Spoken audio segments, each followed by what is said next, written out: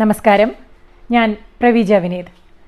പ്രവീജാസ് വായനലോകത്തിലേക്ക് ഏവർക്കും ഹൃദയം നിറഞ്ഞ സ്വാഗതം. ഇന്ന് വായനാലോകത്തിൽ ഡി ശ്രീദേവി എഴുതിയ ബർഗർ എന്ന കഥയാണ് ഉൾപ്പെടുത്തിയിരിക്കുന്നത്. ഡി ശ്രീദേവി. വയലാറിൽ ജനനം. അച്ഛൻ വി രാഘവൻ നായർ, അമ്മ Devakiamma. Vayalar, Pattanakkad, NSS college Pallippuram, SN college Cherthala, SN college Kollam, Kozhikode Meenchantha എന്നിവിടങ്ങളിൽ വിദ്യാഭ്യാസം. മലയാള സാഹിത്യത്തിൽ ബിരുദാനന്തര ബിരുദവും B.Ed. Bharananganam Sacred heart girls ഹൈസ്കൂളിൽ 31 വർഷം മലയാളം അധ്യാപികയായിരുന്നു. അധ്യാപക പരിശീലകയും സംസ്ഥാന റിസോഴ്സ് ഗ്രൂപ്പ് അംഗവുമായിരുന്നു. കോട്ടയം ജില്ലാ വനിതാ ശിശുക്ഷേമ സമിതിയുടെ കീഴിൽ ലിംഗസമത്വത്തെക്കുറിച്ചുള്ള ഓൺലൈൻ പരിശീലന പരിപാടിയിൽ റിസോഴ്സ് പേഴ്സണായി പ്രവർത്തിച്ചിട്ടുണ്ട്. ഇപ്പോൾ പുരോഗമന കലാസാഹിത്യ സംഘം, പാലാ സഹൃദയ സമിതി, KSSPU സംഘടനകളിൽ പ്രവർത്തിക്കുന്നു.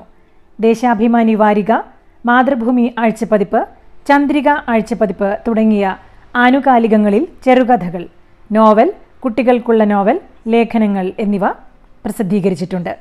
ദേശാഭിമാനി ബാലപംക്തിയിലാണ് എഴുതി തുടങ്ങിയത്. മുണ്ടശ്ശേരി സ്മാരക പ്രബന്ധ പുരസ്കാരം ലഭിച്ചിട്ടുണ്ട്. അധ്യാപകർക്കായി KSTA നടത്തിയ ചെറുകഥാ മത്സരത്തിൽ സമ്മാനിതയായിട്ടുണ്ട്. സംസ്കൃതി പുരസ്കാരത്തിനും അർഹയായിട്ടുണ്ട്. M. കൃഷ്ണൻ നായർ സർ മലയാളം വാരികയിൽ എഴുതിയ സാഹിത്യ വാരഫലത്തിൽ ദേശാഭിമാനി വാരികയിൽ പ്രസിദ്ധീകരിച്ച ഭഗവതിമാരുടെ വസ്ത്രങ്ങൾ എന്ന കഥ പ്രശംസ നേടിയിട്ടുണ്ട്. രചനകൾ: ഭഗവതിമാരുടെ വസ്ത്രങ്ങൾ, കഥകൾ. ഇടവേളകൾ, നോവൽ. കൃഷ്ണചകോരം, നോവൽ. പൊന്നാമ്പൽ, കുട്ടികൾക്കുള്ള നോവൽ. NBS പ്രസിദ്ധീകരിച്ചവയാണ്. ക്ലാസ് മുറി, അനുഭവം, ചിന്ത. നിലാവ് പെയ്തു പെയ്ത്ത്, മഴവിൽ ചന്തങ്ങൾ, കുട്ടികൾക്കുള്ള നോവൽ. ജീവൻ ബുക്സ്, ഭരണങ്ങാനം. സ്നേഹഗിരിയിലെ പന്നികൾ, ചെറുകഥ. Asset publication. ആത്മായനം, നോവൽ, 2 എഡീഷനുകൾ. ക്ലാരസഭ, മീഡിയ ഹൗസ്, കോഴിക്കോട്, കോട്ടയം ജില്ലയിൽ കുറുവിലങ്ങാട് താമസിക്കുന്നു.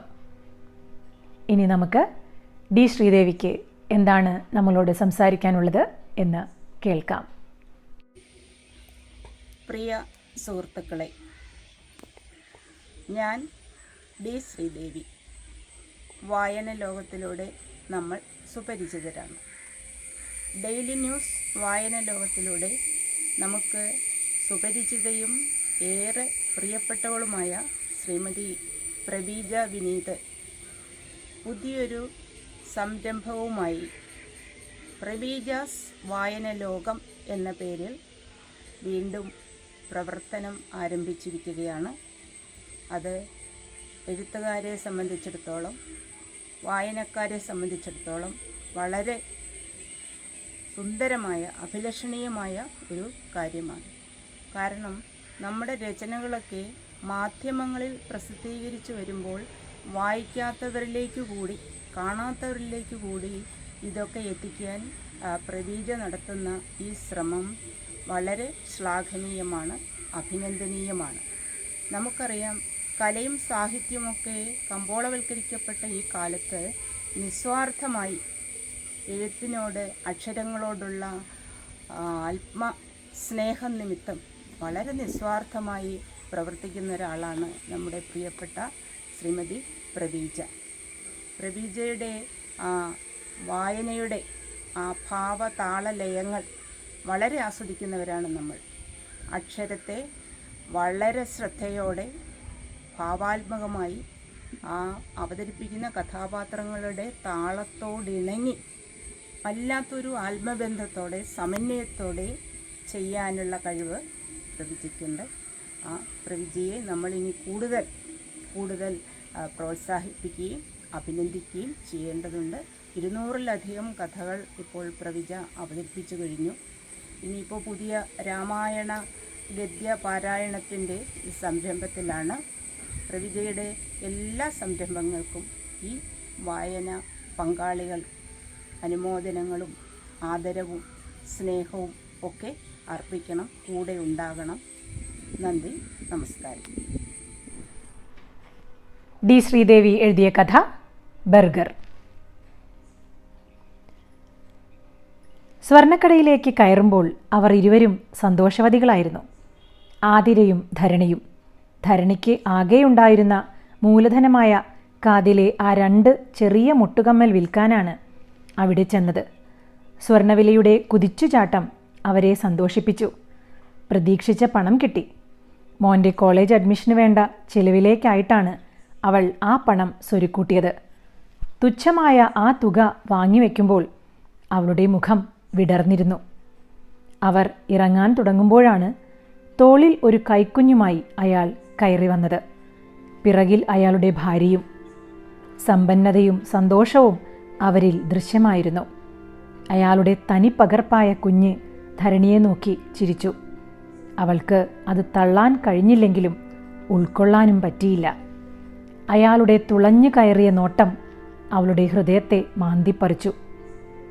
വാടിപ്പോയ പൂക്കാലങ്ങളും വിളർത്തുപോയ നിലാരാത്രികളും മറക്കാൻ കൊതിച്ചാലും നനുത്തൊരുന്മാദത്തോടെ മനസ്സിലൊളിപ്പിച്ച അനുരാഗ വസന്തങ്ങളുമൊക്കെ ചിടചിക്കി ഒരു നിമിഷം കൊണ്ട് കടന്നുപോയി. ഏറെ നേരം അവൾക്കവിടെ തളർന്നിരിക്കേണ്ടി വന്നു. അവിവാഹിതയായ ഒരു അമ്മയാണവൾ. അപമാനം ചുമന്നവൾ. പ്രണയനാടകത്തിൻ്റെ തിരശീല വീഴും മുമ്പ് ഡയലോഗ് മറന്ന നടനെപ്പോലെ അയാൾ കാണികൾക്കിടയിൽ ഒളിച്ചു. നീണ്ട 17 വർഷങ്ങൾ ഒരിക്കൽ പോലും കണ്ടുമുട്ടിയില്ല. അച്ഛനെക്കുറിച്ച് മകൻ തിരക്കിയില്ല. അവൻ്റെ വളർച്ചയ്ക്കിടയിൽ അങ്ങനെ പലരെയും അവൻ കണ്ടുമുട്ടിയിരുന്നു. അച്ഛനില്ലാത്തവർ, അമ്മയില്ലാത്തവർ, 2 പേരുമില്ലാത്തവർ, സിംഗിൾ പാരൻറ്റിങ്. അതവൻ ഓമനിക്കുന്ന ഒരു വാക്കായി. അവനെ പ്രകൃതി പാഠങ്ങൾ അറിയാം. അമ്മ ഈ പ്രകൃതിയിലേക്ക് നോക്കൂ. അമ്മയും അച്ഛനും മക്കളും ഒന്നുമില്ലെങ്കിലും അച്ഛൻ അജ്ഞാതനാണെങ്കിലും അവരൊക്കെ എത്ര സന്തോഷമായിട്ടാണ് ജീവിക്കുന്നത്. പിന്നെ നമുക്കെന്താ? മകൻ തന്ന എല്ലാ ധൈര്യവും ചോർത്തിക്കളഞ്ഞ ഈ കണ്ടുമുട്ടൽ. അവൾക്ക് സങ്കടം സഹിക്കാനായില്ല. മഴ കഴിഞ്ഞിട്ടും പെയ്യുന്ന മരം പോലെ അവൾ. ആതിര ഏറെ നിർബന്ധിച്ചിട്ടാണ് അവൾ എഴുന്നേറ്റത് തന്നെ. വാ, നമുക്കെന്തെങ്കിലും കഴിക്കാം, ആതിര നിർബന്ധിച്ചു. സ്വർണം വിറ്റ് പണം വാങ്ങി മകന് അത്യാവശ്യമുള്ള പുതിയ വസ്ത്രങ്ങളൊക്കെ വാങ്ങിക്കാം എന്നൊക്കെ പദ്ധതിയിട്ടാണ് അവർ ടൗണിലേക്ക് വന്നത് തന്നെ. രാവിലെ ഒന്നും കഴിച്ചിരുന്നില്ല. അവൾ തിളപ്പിച്ചു കൊടുത്ത കട്ടൻ ചായയും കുടിച്ച് മറ്റൊന്നും കഴിക്കാതെയാണ് മകനും കോളേജിലേക്ക് ആപ്ലിക്കേഷൻ ഫോം വാങ്ങിക്കാൻ പോയത്. ഇന്നൊന്നും വേണ്ടമ്മേ, കൂട്ടുകാരുടെ ട്രീറ്റുണ്ട്. അവൻ അങ്ങനെ പറഞ്ഞപ്പോൾ അവൾ എതിർത്തില്ല. കൂട്ടുകൂടി തോന്നിയവാസം നടക്കുന്നവനല്ല മകൻ. എന്ത് നടന്നാലും തന്നോട് വള്ളി പുള്ളി വിടാതെ പറയും. ആഗ്രഹങ്ങളും പ്രതീക്ഷകളും നിരാശകളുമൊക്കെ. പോയത് പോട്ടെ, ഇന്നെന്തായാലും ഇക്കാര്യം മകനോട് പറയുന്നില്ല. ധരണി മനസ്സിൽ ഉറച്ചു. ധൈര്യം വീണ്ടെടുത്തു. ആതിരയോടൊത്ത് അടുത്തുകൊണ്ട ബേക്കറിയിൽ കയറി കാപ്പി കുടിച്ചു. ചില്ലലമാരിയിൽ പ്രലോഭിപ്പിക്കുന്ന പുതിയ ഇനം പലഹാരങ്ങൾ. ഇവിടെ ബർഗറുണ്ടോ? കണ്ണാടി ചില്ലിനടുത്തുകൂടെ നോക്കിക്കൊണ്ടാണ് അവൾ വിൽപ്പനക്കാരൻ പയ്യനോട് അത് ചോദിച്ചത്. പയ്യൻ ചിരിച്ചുകൊണ്ട് വിരൽ ചൂണ്ടി പറഞ്ഞു, ഇതല്ലേ ആൻറ്റി ബർഗർ? ആ പരിഹാസം അവളെ നാണിപ്പിച്ചില്ല. ഞാനിത് ആദ്യമായിട്ടാ കാണുന്നേ മോനെ. അവളുടെ മറുപടി കേട്ടപ്പോൾ പയ്യൻ്റെ ചുണ്ടിലെ പരിഹാസച്ചിരി മാഞ്ഞു. മോൻ ദിവസത്തിൽ 1 വട്ടമെങ്കിലും പറയും ബർഗർ എന്ന്. നല്ല രുചിയാണത്രേ. അവൻ്റെ ക്ലാസ്സിലെ കൂട്ടുകാരൊക്കെ ഉച്ചഭക്ഷണം കൊണ്ടുവരാറില്ല. പകരം ബർഗറും കോളയുമൊക്കെയാണത്രേ കഴിക്കുന്നത്. വല്ല 10-15 രൂപയാണെങ്കിൽ നീയും ഒരു ദിവസം വാങ്ങിക്കഴിച്ചോ എന്ന് അവൾ പറഞ്ഞതാണ്. അപ്പോൾ മകൻ പൊട്ടിച്ചിരിച്ചു. എൻ്റെ അമ്മേ, അതിനൊക്കെ നല്ല വിലയാ. 100-150 രൂപയാകും. അത് കേട്ടപ്പോൾ അവൾ ഞെട്ടി. അത്രയും രൂപയുണ്ടെങ്കിൽ നമ്മുടെ 2 പേരുടെ 2 ദിവസത്തെ വിശപ്പടക്കാം. ഇത്തരം പണക്കാരുടെ ഭക്ഷണമൊന്നും നമുക്ക് വേണ്ട മോനെ. അങ്ങനെ പറയുമ്പോഴും ഒരു ദിവസം അവൻ ഒരു ബർഗർ വാങ്ങിക്കൊടുക്കണമെന്ന് അവൾ ആഗ്രഹിച്ചിരുന്നു. ഇന്ന് തന്നെ ആവട്ടെ. പരാജയത്തിൻ്റെ സങ്കടം മറക്കാൻ മകനെ സന്തോഷിപ്പിക്കാൻ തീരുമാനിച്ചു. ബർഗർ വാങ്ങി ബാഗിൽ വെച്ച് തുണിക്കടയിൽ കയറി മോൻ്റെ പാൻറ്റും ഷർട്ടും തുന്നൽക്കാരനെയും ഏൽപ്പിച്ച് കുടുംബശ്രീയിലെ മീറ്റിങ്ങും കഴിഞ്ഞ് അവൾ വീട്ടിലെത്തുമ്പോൾ നേരം സന്ധ്യയായി.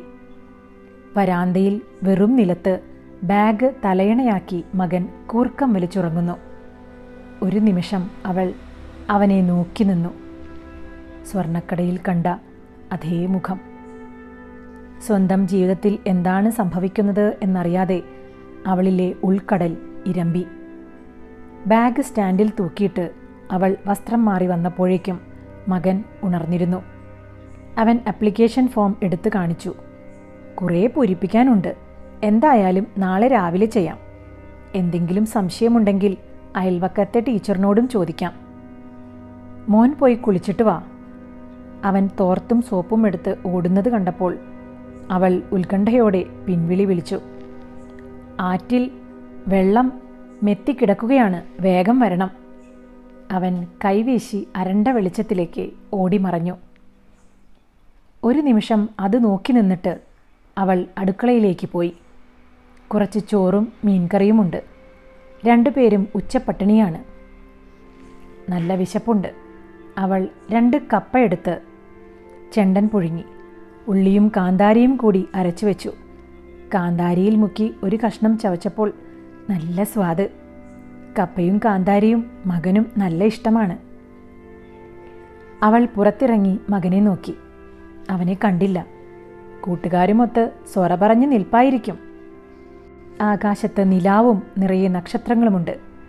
അവരും പരസ്പരം കഥ പറയുകയാവും. അവൾക്കും ആരോടെങ്കിലും എന്തെങ്കിലുമൊക്കെ സംസാരിക്കണം എന്ന് തോന്നി.